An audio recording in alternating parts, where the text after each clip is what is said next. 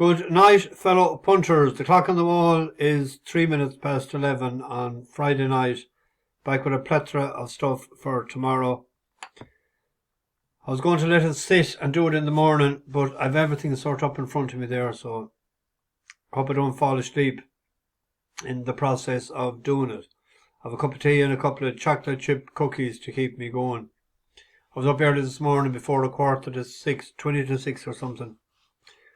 And I left at 20 past, got to Dublin. The roads for a Friday morning was very, very quiet, and they were very quiet throughout Dublin.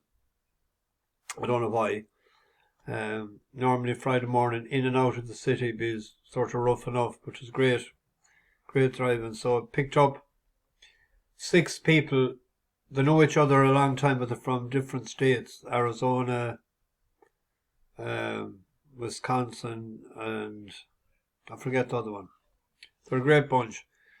Mighty crack. It could turn out to be one of the top 3 best tours since I started, the way day one went. Nothing planned. Left it totally up to me to what to do. And day one, I went back to my old routine.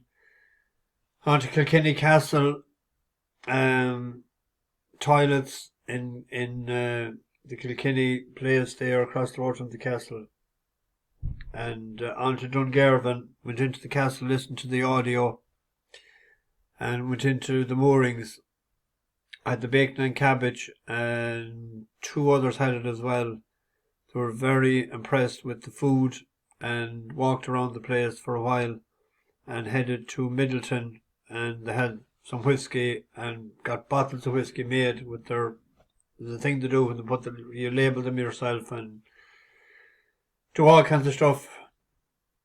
So landed in Blarney. We're down in the long hours in the Blarney Castle Hotel tonight, and the place is packed. A lot of young crowd out the back, and probably on account of the Leaving Cert results out today.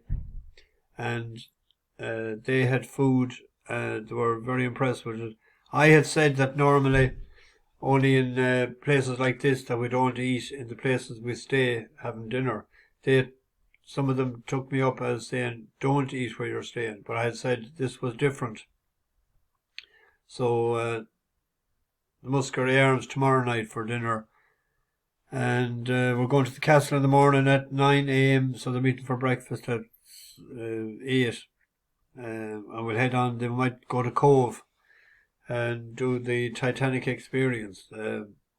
All they want to do is eat and drink anyway, which suits me fine. So I can see a good time in Killarney both nights. I seen a few races today, and actually the bit of paper I must have fallen out when I was bringing the laptop from the bus in. Chagrin was 4th. I didn't see that race. I thought that it'd sort of definitely be at least no worse than 3rd. But it was outside of the places they were paying only 3. Sweet William was 2nd. He was 74.95 without the favourite last night. There was money for today. Trawlerman was a bit weak on the exchanges this morning, but he's a battler. It's good while ago, so we had him on Good Friday. Good Friday 2022, wasn't it? We had a winner in Cork. It was 15-2 last night. It won at 5s. Horses for courses. The 3 bus horses were all bet, but at least we got them the day we wanted them. Asfura, I nearly went with that last night, only went with the 3-year-old. And 3-year-olds, as I said, had a bad record in the race. Asfura, we were on that last year, and we're on it the first time this year as well. I was actually only listening to that. Anyway, I've had to get listening to that before I fall asleep. Tomorrow, the finale of the Ebor meeting. The 150. I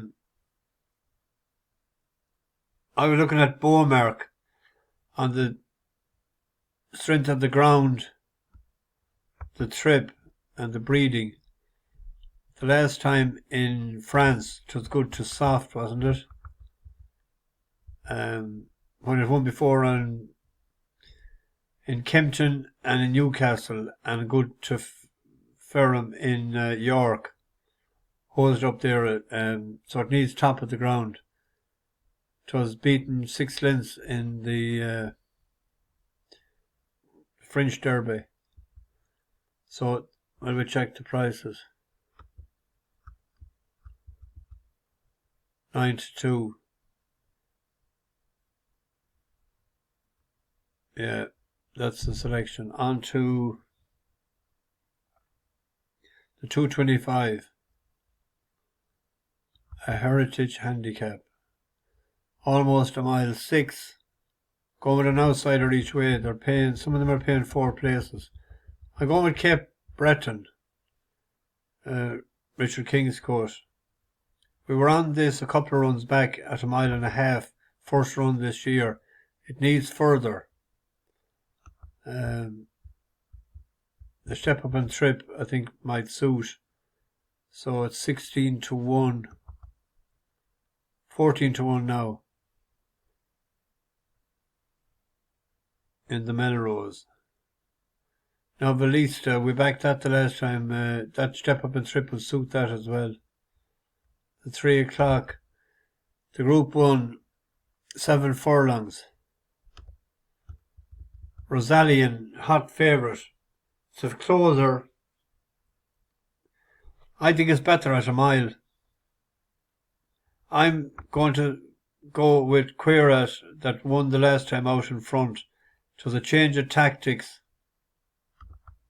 Colin Keane popped them out. You'd often see a horse like that had come from, I know it came from handicap into the front runner, but a change of tactics and a drop back and trip to 7 furlongs. It's a decent beast. It's an each way play there at 25-1 with some of them. The French horse, I think, needs further as well. Lake Forest was eye catching the last time, but we'll go with the outsider. On to the Ebor. 4-year-olds have a good record in this. Fav is 8. It was 5th last year. Irish do well in this. I'm actually going to an Irish horse, but I'm going with London City at the price there of 16-1. It was eye catching. Now, Moore deserts it, but I wouldn't wonder what to be at. Which is in a Group 2 there behind Al Rifa the last time. The handbrake was absolutely fully on. It didn't try a yard and it ran on to be 5th, only beaten 6 lengths to a good winner. As an outsider, 28-1 there. They're paying 6 places a lot of them. 1 for the gutter. Might be worth a few pound each way. The 4-10. Another Heritage Handicap.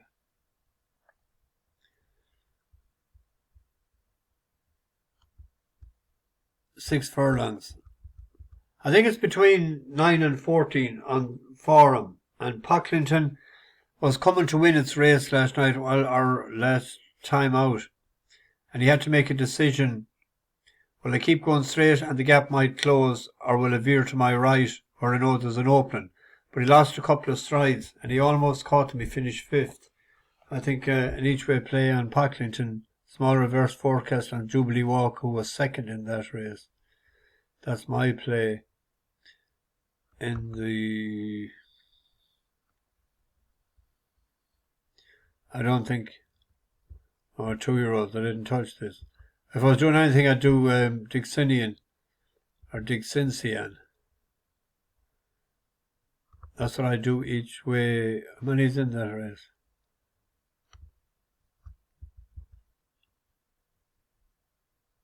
Behind, only 2 months behind, only 2 lengths behind Lady Iman, 2nd to have and good to Ferrum. I won first time out. Each way on that. There's a fair chance I won't get these wrote up tonight. On to the finale. Greek Order is the selection. The step up and trip, I think, will be a plus.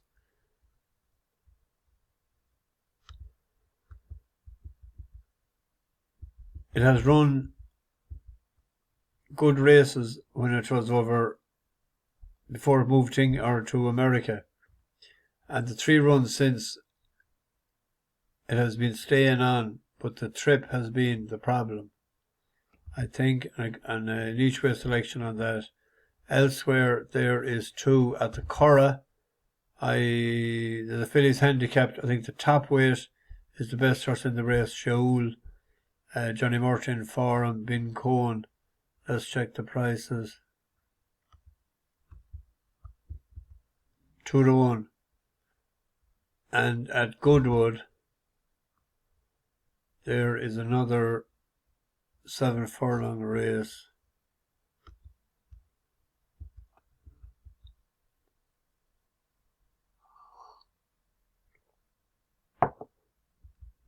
I nearly said black is black. Back in black.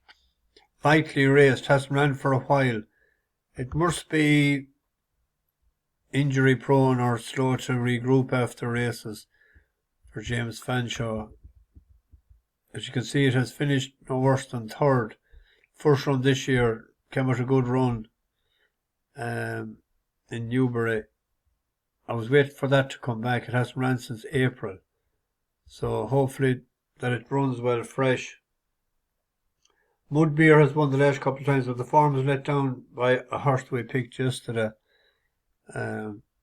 So I'll see what I can write up. It takes 2 minutes for this to get into the oven. Had a couple of pints downstairs they were eating, and I had 2 pints of Guinness. Massive crowd round the place.